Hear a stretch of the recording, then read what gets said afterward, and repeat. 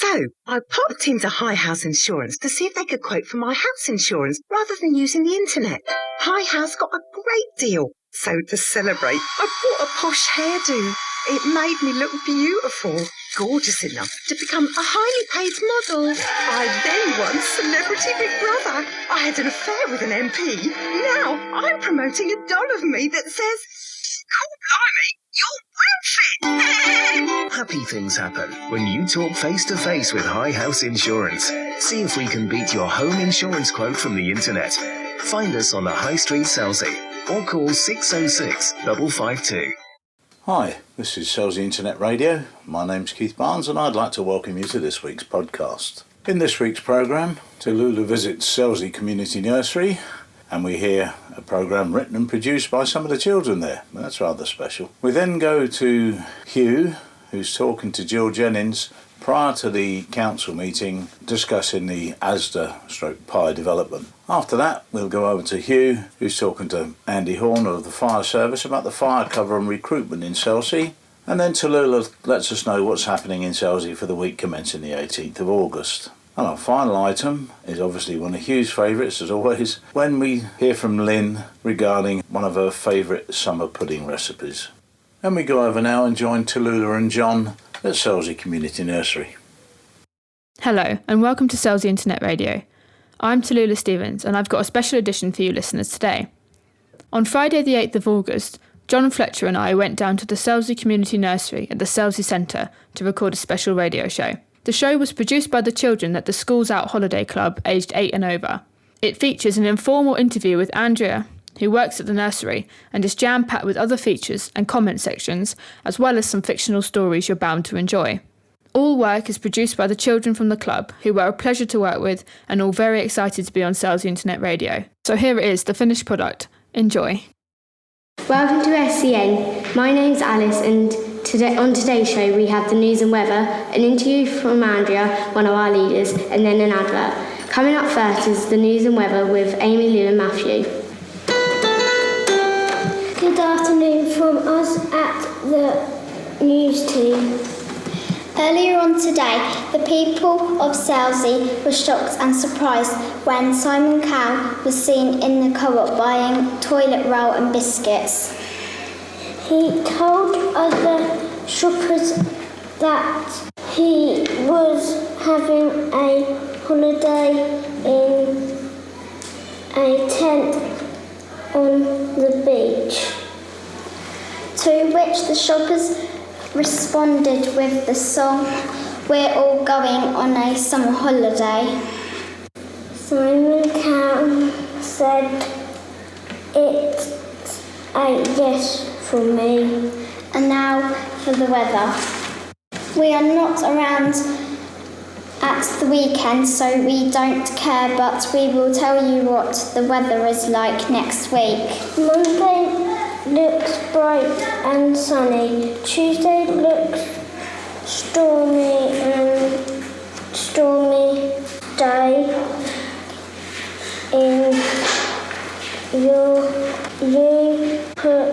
You could end up with the Wizard of Oz.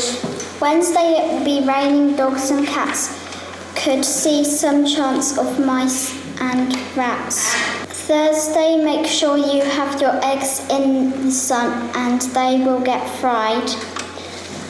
Friday, clouds will burst out with chocolate raindrops. So if you are allergic to chocolate, better stay indoors. Thank you for that, Amy, Lou and Matthew. Coming up next is Chloe and Lily with their interview with Andrea, one of our leaders. Wow, this could be interesting. Hello, today we'll be introducing Andrea Welsh. Before we start, will you tell us a little bit about yourself, Andrea? I'm Andrea and I work for Selsey Community Nursery and I'm at the moment doing Schools Out Holiday Club 8 and overs. Okay, so we're gonna tell you the first question. So here it is.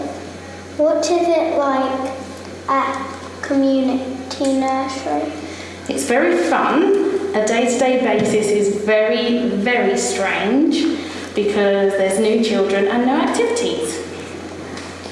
What is your favourite activity? I like the bang game because my 8 and overs get very competitive. What activities are there Where is the community nursery? The community nursery is located on Manor Road and it is next to the Selsey Centre. What activities are there to do? We have lots of activities. We have trips out. Next week we've got Science Week and we themed our weeks all through the summer doing lots of different activities.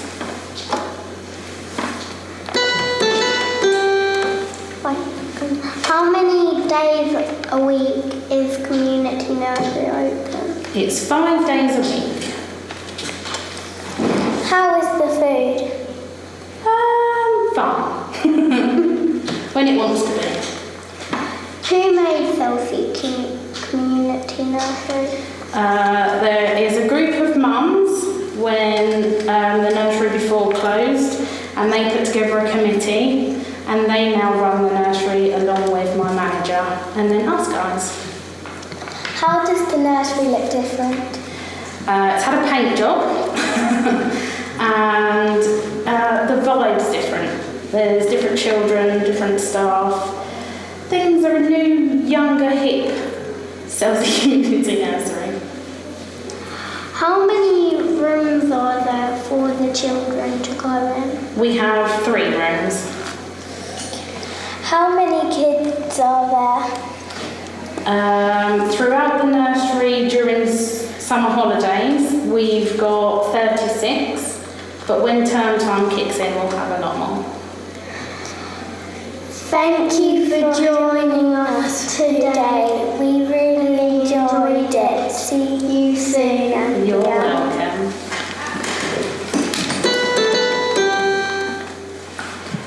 I wouldn't have interviewed that woman, she seems a bit mad. Oh, hello, my name is Phoebe Luca, and what a great interview that was. We will now have a short ad break with Callum and Cody. There is a new product out at the stores called Chocolate Gobstoppers. We have written down some things that makes it a good product. It will last a year and maybe over. The dentist will be crying because it makes your teeth go rotten.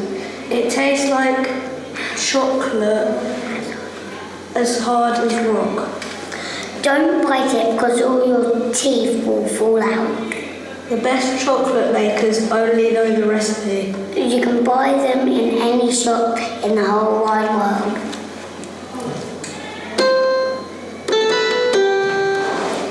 Hi, I'm Grace and I'll be rounding off the CN radio show. So, thank you for listening. I apologise for the new weather team. They really need to get their lines straight. Good questions from the interview, not so sure about the answers. So, to round off, a big thank you from all of us at the studio. Thank you! Now, see you later. I'm going to go get a gobstopper for Phoebe. Bye! Thank you to all the children that took part in this podcast, and thanks to the staff at the Selsey Community Nursery. In our next item, Hugh Graham talks to Jill Jennings prior to the local council meeting regarding the Asda/Pye development. Jill, since we're talking about council matters, this evening, yes, the council is going to be meeting the town hall. Yes, it is. And you're going to be discussing several quite important developments, aren't you? Yes. So that's the Pye development? Yes. And what everybody calls the Asda development? Yes, both of those have come onto the same planning list. So it probably will be quite a long planning meeting tonight. Okay. Now, who will take notice of what the town council deliberates? If the town council says either yes or no, that doesn't necessarily mean it's going to happen. Oh no. I have to re-emphasise this. The Town Council is only a planning consultee, and there are lots of other consultees.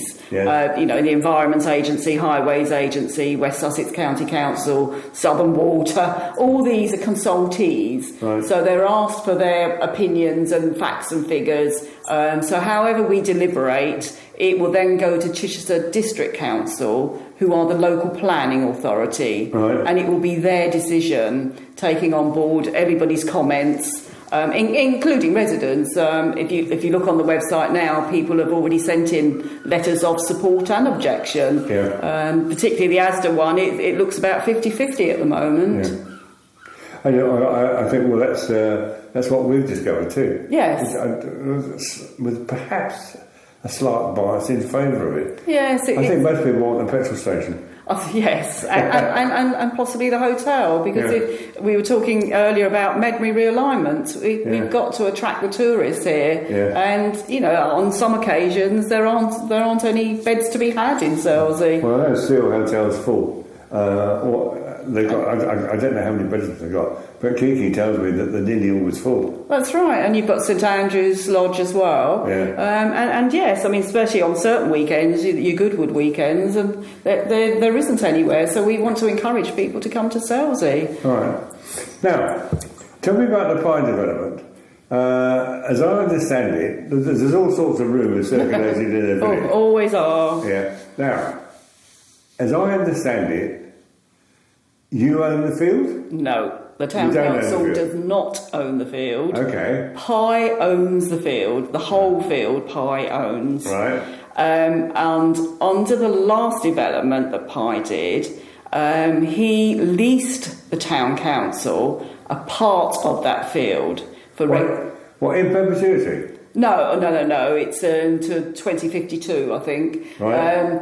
For recreational purposes. Right, in other words, a football field. Yeah, well, at that time, the Town Council decided that they were going to seek permission for football fields, which we did, and we got permission, but the conditions were that we had to have a pavilion to go with it, with changing rooms and showers. So at that stage, the council felt the cost was too high to put that planning permission into place, particularly as surveys showed at the time that, in fact, we didn't need any more football pitches. So, in fact, Pye will be buying back what they already owned? Well, yes, they own the land. They will be buying back the lease. So the use of the land? The use of the land, because under the terms of the lease, the covenant says that we can use that land for nothing but recreational purposes. So we could never develop on it. So if the council agrees to this, how much money will the council then have? Well, that's obviously negotiable between Pye and the Town Council about how much the lease is worth, not the land, the lease. And we have sought professional advice on that, because it's something out of our remit, obviously. So, yes, that's open to negotiation. And if Park Farm is agreed... Yes. There will be levies, won't there? Well, for both developments there will be levies. Any large-scale development, the developer has to pay... So far as Pye is concerned, there will be a levy on them as a developer, but there'll also be this money you'll be getting for the lease. Yes, I mean that's an unusual situation. But in normal cases, obviously, yes, the developer has to pay contributions to community facilities, sports and leisure, education, health, roads, infrastructure, and these are all set by formula from central government. So however many dwellings, there's a percentage they have to pay. And it's called Section 106 money contribution. So what's 106? That is Section 106 of an Act that describes what this contribution is. And just for example, on these two developments, if they both went through, the community contribution, community facilities, is nearly £500,000. And for sports and leisure, it's about £250,000. So you get up to seven figures, aren't you? Yes. And that is just that community facilities and sports and leisure. Now, where does this money go? There are legal agreements that have to be signed between the parties, and that goes to Chichester District Council But the conditions of it, that money has to be spent in Selsey, because the whole idea of those levies is for the developer to mitigate any impact on the community with this new development. So how does Selsey Town Council then ensure that it gets what it's actually entitled to? Well, it can be very difficult, but at this stage we have been asked by Chichester District Council, are there any particular projects we would like that money to be spent on? So we can, at this stage now, even with permission not being granted, on the case that it might be, what sort of projects that money could be spent on. Would that include the improvements of the 2145? On the highway side, yes. Yes, it could do. Okay. And there are thoughts about how we are going to work with the county council to have more lay-bys, so buses can pull in, so the traffic continues to flow. Right. And there is talk about straightening the bend up at Ferry Corner as well. That'd be wonderful, wouldn't it? Yes. Yeah. Now, I'm told that there is now an escape road or an emergency road. Yes, as part of the Medmary realignment, there is a route across. And it has actually just recently been tested by the Selsey Fire Appliance, and they can get right across. Really? Yes. So Selsey is no longer totally cut off. Isolated. Not totally. I mean, obviously it'll only be used by emergency transport. But obviously, if there was a major thing, I'm sure. I don't suppose I can tempt you into forecasting what the Town Council will say tonight. In all honesty, Hugh, I do not know. I really do not know. I mean, obviously, the councillors have, had the paperwork, have looked at it, can look at what's on the website. But there are going to be people supporting and objecting on the night, and the town councillors have to listen to all of that and take it on board. But it has to be planning grounds. It has to be planning grounds. It's the only way we can support or object on planning grounds. So you're going to be working late tonight? I think we are. Most of them have said they're going to be bringing their sleeping bags. All right. Yes. Okay, sure. Well, thanks very much, and we'll see you in about a month's time. Right, that's fine. Brilliant. Okay, thank you, Hugh. Thank you to Hugh and Jill for that insight into what has become a very controversial subject locally, and I'm sure we'll be hearing more about it in the not-too-distant future. Our next item has also been the subject of some controversy in the past. Hugh Graham talks to Andy Horner of the Fire Service about fire cover and recruitment in Selsey. I'm talking to Andy Horner in Selsey Fire Station, and Andy, you're the crew manager. Crew manager, that's correct, yes. Explain how it works. Crew manager, well, Selsey Fire Stations, but run by volunteers. Right. And they're called retained firefighters, and they get paid for doing their job. And the structure within the station is you have firefighters, and then you have we have 4 crew managers here, and then you have a watch manager in charge, whose name is Paul Smith. Right. So we have a strength on the fire station, which we need more people because some have left. Right. And we attend, our first pump attendants from Selsey can go all the way to Sillisham Common. Okay. So that's roughly our fire ground, out to Pagham Harbour, all the new Medmary Bank and the local village. But we can also get called in anywhere in West Sussex because they have the nearest, what they call the nearest fire engine mobilisation. Okay. So we went to Worthing the other day. Really? When those flash floods were happening, we got mobilised to Bognor, to stand by there, then to Littlehampton, and then to Worthing. So we could end up anywhere. And we went to Midhurst the other day. So you're a bit like the lifeboat crew, aren't you? Yeah, a little bit, yes. People have normal jobs. We carry a pager. Yeah. And when that goes down, the pager is set off. We then attend the fire station within 4 minutes. Yeah. And then we turn the fire engine out and off we go. So how many people do you need to attend the shout before you can move? We can go out with the main fire engine with a minimum of 4. Okay. We'd like to take 5 because that's a good balance of crew for the firefighting. But we go out with 4. You have to have a junior officer, a driver, and then you have to have BA wearers in the back, breathing apparatus wearers. Okay. So a minimum of 4, and we need some more staff here really. Yeah. So if you're looking for recruits, how old should they be? They can be from 18 up to any age. Right. So they can be 70 if they're fit. Really? Yeah. and live and be able to turn out within 4 minutes of the fire station. Okay. And their employer, if they're working somewhere, say for instance the co-op, right. They have to get permission of their employer to attend during the day, leave their place of work, right. and attend during the day.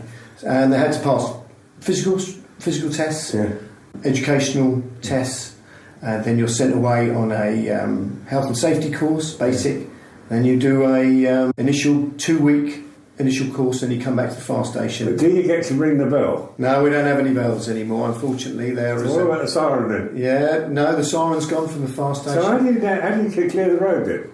We have a button over there that I can press, and it alters all the lights. Okay. So the first one in presses the button, turns it all green. Right. And then when we turn out, we press the button that turns it all red. Yeah. So as you're driving along the road, do you give no warning to traffic at all? Yeah, we have the sirens on the outside. Yeah, so who pushes the siren? Normally it's the driver, but the officer in charge can override the driver as well. So they both control them. Okay. So, and if you are a retained fireman, what sort of money do you get?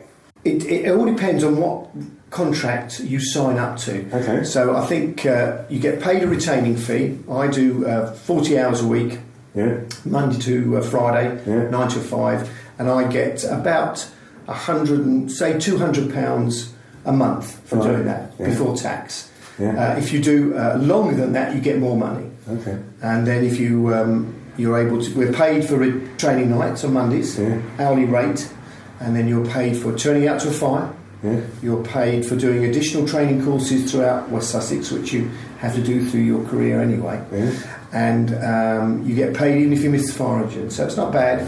And I think our hourly rate for a firefighter is £12 an hour. Okay. So, and is that per hour or part of thereof? You have to do 15 minutes. At the fire? Yeah, and then you go into your hour, then you have to do that whole hour. Okay. But any information can be found on our website, West Sussex County Council website. For any But I suppose it's quite good fun. Yeah, it's good camaraderie. It's all about team spirit as well. You build a team.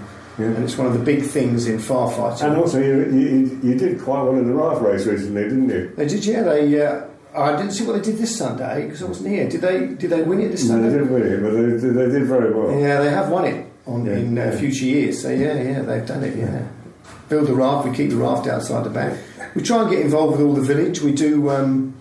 We fit smoke detectors. Yeah. So anybody that rings up our helpline, we then get told, and we have a number of people that go out and fit smoke detectors. But if people are worried about the fire hazard in their home, will you go out and check it? Yeah, if they come along to see us, unfortunately we're only here on a Monday night, but there's always a helpline number in the papers at any line. They ring that number, give their address, and someone will come out and turn out to help. What about ladies? Can ladies join the fire? Yeah, ladies, anybody can join the fire. So since you're looking for recruits, the job is open to men and women. Yeah, everybody. Yeah, brilliant. It is. It's good. All right. But it's the physical tests that you have to reach. So young and old, it's the same test. Yeah. And that's the big thing at the moment. For when you join at 18 or you can join at 50 or 60, you have to do the same. But you've got no fire pole anymore, have you? No fire pole at Selsey, but there's one at Chichester. Really? Yeah, because it's 3 stories at Chichester. Yeah. And 2 stories have a pole. And Worthing's still got a pole. Really? Yeah.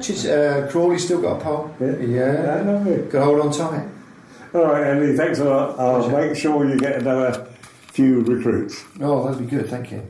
Well, thank you to Andy Horner there for that mine of information on how the fire service works in Selsey. If you're fit, and that's all you've got to be, you can be male or female, but you've got to be fit. But if you're fit enough, get up there, get your name down, and become part of Selsey's protection. And I get the sneaky feeling that were Hugh fit enough, he'd work for free if he was just allowed to switch the siren on and off. And now we go over to Tallulah, who's going to tell us what's happening in and around the village for the week commencing the 18th of August. Hello, I'm going to be telling you what's happening in the village for the next week. On Tuesday the 19th of August we have the Sir Patrick Moore lecture. This is given by Dr John Mason and it's about new light on the Big Bang. There have been a few of these lectures and they've been really interesting, so I really recommend you get down there. This is at the Selsey Centre in Manor Road, 7:30pm till 9:45pm. Tickets are available from the box office or on the door. On Wednesday the 20th of August, we have Lyn Reeve and His Kind of Music. This is an afternoon of easy listening and jazz music, and there'll be a raffle too. What a great way to wind down midweek. This is at St Peter's Hall, St Peter's Crescent, 2:30pm till 4:30pm. Also on the 20th of August is a youth drama workshop. This is a great chance for young people to polish up their drama skills and work with the visiting practitioner on developing some exciting and dynamic, improvised and text-based material. This is for ages 12 and older, and all abilities are welcome. This is at the Selsey Centre, Manor Road, 2pm till 3:30pm. Thursday the 21st of August hosts another summer youth drop-in at the Selsey Centre in Manor Road. There's loads of activities for ages 10 to 16 and it's 2:30pm till 5:30pm. On Friday the 22nd of August through to Sunday the 24th of August is the Selsey Quilters Patchwork and Quilt Show. There's going to be a large array of new quilts and wall hangings, plus sales, tables, traders, refreshments and a raffle. So that's going to be in Medmory School in School Lane, 10am till 5pm. Also on Friday the 22nd of August, there's going to be an evening with the West Sussex Guitar Club. This is an evening dedicated to the art of classical guitar, and there's a concert given by junior and senior members from the UK's most popular classical guitar society, based in Bognor. It features guitar solos, ensembles, duets with other instruments and voice. This is in the Selsey Centre, Manor Road, 7:30pm till 9:30pm. On Saturday the 23rd of August and Sunday the 24th of August, there's the Selsey Camera Club Annual Members Exhibition. This is an exhibition of prints and digital images from the members. Included in the exhibition are all the competition winners, so there's going to be some great photography there. This event is taking place in the Exhibition Hall, Town Hall, 55 High Street, and it's 10am till 4pm. Also on the 23rd of August is the World War I When Will We Ever Learn? This is an evening of music, poetry and humorous anecdotes focusing on man's relationship with war. This is in the Methodist Church, High Street, and 7:30pm. Seeing as summer is festival season, it's only fair that Selsey has their own festival, and on Saturday the 23rd of August there's going to be a day of old-fashioned village fun as we celebrate the first ever Selsey Fest with stalls, stands, food and festivities, shows and performances, live music, events and competitions. It's going to be a jam-packed day with fun for all the family, so don't miss it. This is in Selsey High Street, 10am onwards. And finally, again on the 23rd of August, is the Selsey Lifeboat Association Festival Bazaar.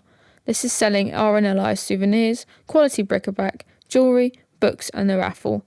And that's in the Town Hall on the High Street, and that's 10am till 12 noon. As usual, Hugh's won the toss and got the assignment to go over to Lyn's and taste one of her wonderful puddings. You know, I'm going to have to check that coin he uses, most definitely. So, what are we going to talk about today, Lyn? It's a nice hot day. What are we going to eat? I thought we'd make a nice raspberry ice cream without the ice cream machine. What a brilliant idea. Yeah, without what? Without an ice cream machine, we'll make a nice raspberry ice cream. I thought we'd do a series over the next 3 or 4 weeks of nice little cool soufflés and mousses and ice cream. So we're going to start this week with a raspberry ice cream. All right? Okay. So for this one, you want 250 grams of raspberries. You can put more in or less in if you want, but 250 grams is about right for this recipe. Don't put them all into the mixture, but you can add them to the ice cream afterwards, all right? Okay. 225 grams of caster sugar. You want 2 large eggs and 4 egg yolks, so you want quite a lot of eggs, all right? Yeah. 600 mils of double cream, yummy already, isn't it? And perhaps some sliced mango or some sprinkles or some cones or something to serve it in, all right? Okay. So you place the raspberries and 2 tablespoons of the sugar in a small pan and cook them on a medium heat until the sugar dissolves and simmer for about 5 minutes until they thicken up a little bit. You'll see them start to thicken on the pan, just as if you were making jam. Then you push that through a sieve into a bowl so that you've got some kind of coulis going on, all right? Yeah. Discard the seeds left in the sieve. You don't want the seeds in the ice cream, really. They're not very nice. Then you're going to place your eggs and egg yolks and remaining sugar into a bowl. Whisk that with an electric whisk to combine them and then place over a pan, gently simmering them. And you're placing them over a pan of water. So you're putting the bowl over the pan of water. Okay. But you don't want the water to touch the bowl. So you don't need that much water in the pan, all right? Make sure the bowl isn't actually touching the water and beat that with an electric whisk for 3 to 4 minutes until it's thick and it's pale. It goes a real pale colour. Yeah. It's lovely to watch this happen. Quite scientific, really. Remove it from the heat and continue beating until it goes cool. Lots of beating. In another bowl, you whisk the cream until it forms soft peaks like you would if you were making a meringue. And then you gently fold that into the cool egg mix until it's just combined. So you're just literally folding it in. Pour the whole mix into a shallow container or a dish that can be frozen. Now you can gently swirl the raspberry coulis through. There's lots of just gently swirling in this, right? Gently swirl the raspberry coulis through, cover it with cling film, and then you can freeze that for at least 6 hours. And it's beautiful. I've done it myself just the other week, and it is gorgeous. You can serve it in bowls with sliced mango and extra raspberries, or you can put it in cones and put sprinkles on the top for the kids, and it's lovely. No machine needed. So if you put the raspberries in before you freeze it, do they stay whole? No, you've already pureed your raspberries, haven't you? No, but I'm putting some extra raspberries in. Oh no, put them in as you serve it. Oh right, okay. Yeah. You don't. Frozen raspberries aren't very nice to eat, are they? No, I've never tried it. No, they go all mushy. I think anyway. Okay. All right, fine. Yeah, but that's it, and it is lovely, and the kids love it because you could even get their help in making it, couldn't you? Really, and put it in the cones. Well, they'd all enjoy it, wouldn't they? Yeah, everybody would enjoy that. That's brilliant. Thanks a lot, Lyn. You're welcome. Well, just before we say goodbye, we've just had an update from Jill Jennings on what happened at the council meeting regarding the Pye development. So we're going to go over now, and Jill's going to update us on how the proceedings went. The Selsey Town Council committee meeting met on Wednesday the 13th of August. Before the committee were the two large applications. The one at Park Farm came in two parts. That was a full application for a food store, car parking, pub restaurant and petrol filling station. On that application the Town Council supported it. The second part was an outline application for 159 dwellings, a hotel, a Class D1 building, which is like a medical centre, open space and landscaping. The committee on this one supported it in principle, but it was on the condition that the density of the dwellings was reduced to 90, which is indicated in our draft Selsey neighbourhood plan, and that the existing hedgerows and trees will be retained, and that land is given for improvements to the B2145 as part of sort of the transport and infrastructure contribution. And also they suggested that a number of schemes were put forward on the B2145. I think I should just explain that on this site, part of that site already has planning permission for 50 houses, and when the applicant won his appeal on that, the inspector did suggest that the adjoining field could be developed for another 200 odd houses. So if this application doesn't go through, the developer may in fact put in an application for 250 houses.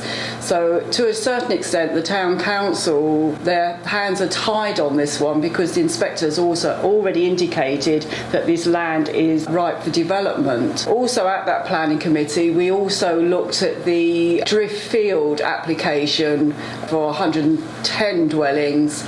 On this one the committee did again support in principle, but with conditions that the density of the dwellings be reduced to 100 as indicated in the draft Selsey neighbourhood plan, and the access to the sites does not use Mountwood Road and Manor Lane or Manor Road and Beach Road as the prescribed access to the site from the B2145. The condition takes it forward and says, can an alternative route to the site, it must be found before the development progresses, so in order to ease construction traffic and obviously residential access.